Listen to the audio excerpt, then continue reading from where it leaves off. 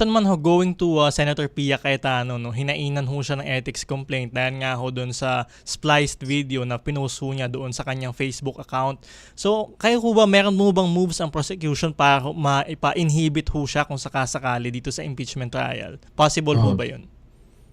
Well, unang-una, no, talagang ang kolektibong opinion ho ng panel of prosecutors na itong nangyaring pag-post nito, no, napakaseryosong bagay, no? Ito ay nakakabahala, no? Dahil nga makikita natin doon na edit yung portion ng oral arguments kung saan mukhang pinapalabas na sinasabi ni Kong Shelchok, no, na nagbabaka sakali lang ang prosekusyon, no, sa pagsapina ng documents na to, no, which we've just discussed. Hindi ho yun ang nangyari, hindi yun ang posisyon ng prosecution. Ang mas masama pa ho dito, o mas nakakabahala, merong text overlay sa post na to, no? Nakalagay ho dun sa text, nagbabaka sakali, question, nag-aakusa ng walang ebidensya. So kaya ho problematic itong post na to dahil pwede ho nitong bigyan ng impresyon yung mga kababayan natin na mayroong membro ng impeachment court na hindi na ho siya patas, no?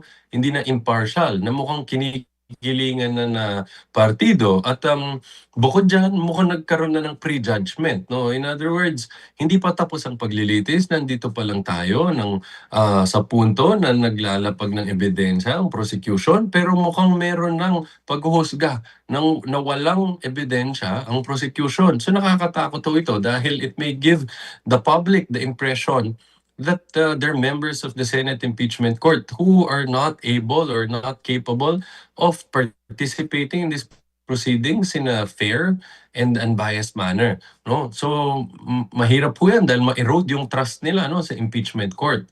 So but just the same, no, kahit to nakita namin na dapat ho itong sana ho, no, hindi maulit, no, dahil talagang meron ho yung serious negative effects, no.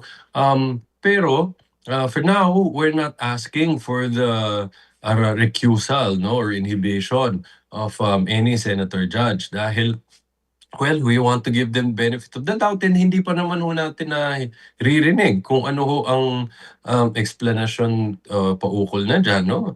And I'm sure at some point magkakaroon ho yun ng explanation dahil nakita naman natin ang public, no, talagang meron hong malaking concern dito na nagtatanong ano ho bang nangyari. So sa tingin namin posible kasing may explanation dyan, baka it was a clerical error in the part of an administrative staff who's controlling the social media.